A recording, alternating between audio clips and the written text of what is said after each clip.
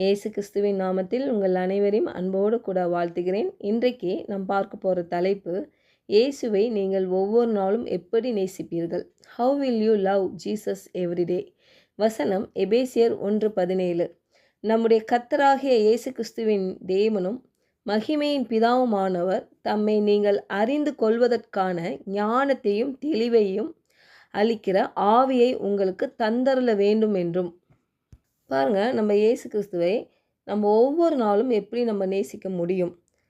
பாருங்கள், அவரை அறிகிற அறிவில் நம்ம வளரும் பொழுது அவரை நாம் நேசிக்க முடியும். ஹல்லேலூயா.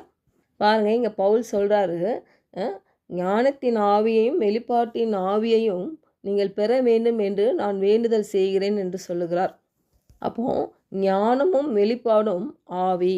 அப்போது ஞானத்தின் ஆவியும் வெளிப்பாட்டின் ஆவியும் பரிசுத்த ஆவியானவருக்குள் இருக்கிறது. ஹல்லேலூயா.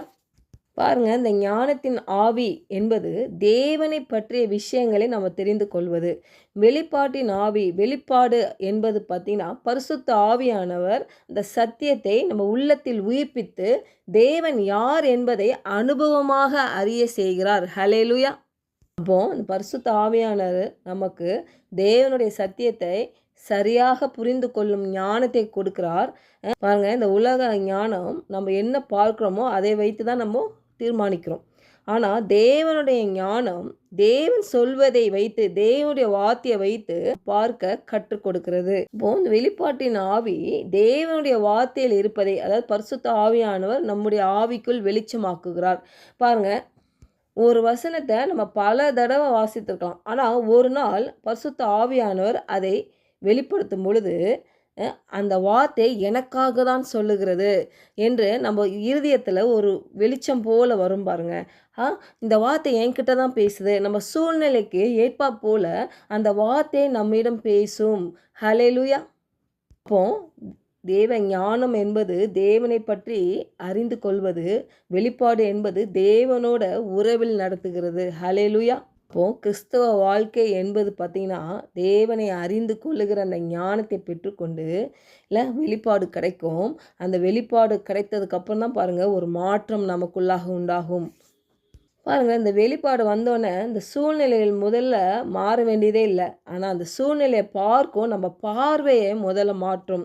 உதாரணத்துக்கு தாவீது கோலியாத்தை பார்க்கும் பொழுது பாருங்கள், மற்றவங்கள்லாம் பார்த்திங்கன்னா ஒரு பெரிய ஒரு பிரச்சனையாக, ஒரு பெரிய சவாலாக நம்மளால் முடியாது, ஏன்னா இது ஒரு பெரிய பயங்கரமான ஒரு ராட்சசன், இவனை பார்த்து பயந்தாங்க. ஆனால் இந்த தாவீதோட பார்வை எப்படி இருந்துச்சுன்னா, இவன் தேவனை அவமதிக்கிற ஒரு எதிரியாக அவன் பார்த்தான். பாருங்கள், அப்போது இந்த வெளிப்பாடு தான் நம்ம பார்வையை மாற்ற செய்கிறது இல்லை? பாருங்கள், அதே மாதிரி இந்த பெரும்பாடுள்ள ஸ்திரியை நம்ம பார்க்கலாம். பாருங்கள், அந்த ஒரு பெண் அந்த தீட்டுப்பட்டு இருக்கிற அந்த நாட்களில் வெளியே வரக்கூடாது. ஆனால் பாருங்கள், அவளுக்கு தேவனை பற்றி ஞானம் வந்ததுனால தான் அந்த வெளிப்பாடு அவளுக்கு வருது. என்ன வெளிப்பாடு வருது? மற்றவர்களாம் பயப்படுவாங்க, அவங்க பார்வை அப்படி இருந்துச்சு. ஆனால் என் பார்வை எப்படி இருக்குன்னா, என்னோடய வெளிப்பாடு எப்படி இருக்குன்னா, அவருடைய வஸ்திரத்தை ஓரத்தை தொட்டால் போதும் நான் சுகத்தை பெற்றுவேன். அந்த வெளிச்சம் அவளுக்கு வந்தது பாருங்கள். அப்போது இந்த வெளிப்பாடு வரும்பொழுது நம்ம பார்வை மாறும். ஹல்லேலூயா. பாருங்கள், நீங்கள் எந்த சூழ்நிலையில் நீங்கள் இருந்தாலும் சரி, இல்லை எதிர்மறையான ஒரு நிலையில் போராட்டங்கள், பிரச்சனைகள், சரீர பலவீனங்கள், இல்லை அநேக கேள்விகள் இருக்குமானால் தேவனை அறிகிற அறிவில் வளரும்படியாக பரிசுத்த ஆவியானவர்கிட்ட கேளுங்க. இரண்டாவதாக வெளிப்பாட்டுனால் உங்களை நிரப்புவார். நீங்கள் தேவனை அறியும் பொழுது இந்த ஸ்பிரிட் ஆஃப் விஸ்டம் நீங்கள் பெற்றுக்கொண்டீங்கன்னா ஸ்பிரிட் ஆஃப் ரெவலேஷனும் கூட வரும். ஹல்லேலூயா. ஏன்னா அந்த பரிசுத்த ஆவியானவர் உங்களை எந்த பாதையில் நடத்தணுமோ, எப்படி உங்களை விடுதலை ஆக்கணுமோ அதுக்கேற்ற வார்த்தையை உங்களோடு பேசி அதை நீங்கள் விசுவாசிக்கும் பொழுது அந்த வார்த்தை உங்களை விடுதலை கொடுக்கும். ஏன்னா அதுதான் சொல்கிறாரு பாருங்க, சத்தியத்தை அறிவீர்கள், சத்தியம் உங்களை விடுதலை ஆக்கும். அப்போ நம்மளுக்கு அநேக சத்தியங்கள் நம்மளுக்கு தெரிஞ்சாலும் ஏன் விடுதலையாக்கப்படவில்லை அப்படின்னா அது வெளிப்பாடோடு நம்ம பார்க்கவில்லை. அப்போ நம்ம பார்வையை மாற்ற வேண்டும். ஹல்லேலூயா. பரிசுத்த ஆவியானவர் உதவியோட அப்போ ஒவ்வொரு நாளும் நம்ம தேவனை எப்படி நம்ம நேசிக்க முடியும் என்றால் பாருங்கள், அவருடைய வார்த்தை இல்லை அந்த ஞானத்தின் ஆவியினாலும் வெளிப்பாட்டின் ஆவியினாலும் அவரை நேசிக்க முடியும். ஜெபிக்கலாம். பரலோக தகப்பனே, இந்த காலை வேளையில் எங்களோடு நீர் இடைப்பட்டதுக்காக உமக்கு நன்றி செலுத்துகிறோம். உண்மை அறிந்து கொள்வதற்கான ஞானத்தையும் ஆண்டவரே அந்த வெளிப்பாடும் அளிக்கிற அந்த ஆவியை எங்களுக்கு தந்தரலும் வேண்டும் என்று நாங்கள் வேண்டிக் கொள்கிறோம். ஆண்டவரே, எங்கள் மன கண்களை திறங்கப்பா.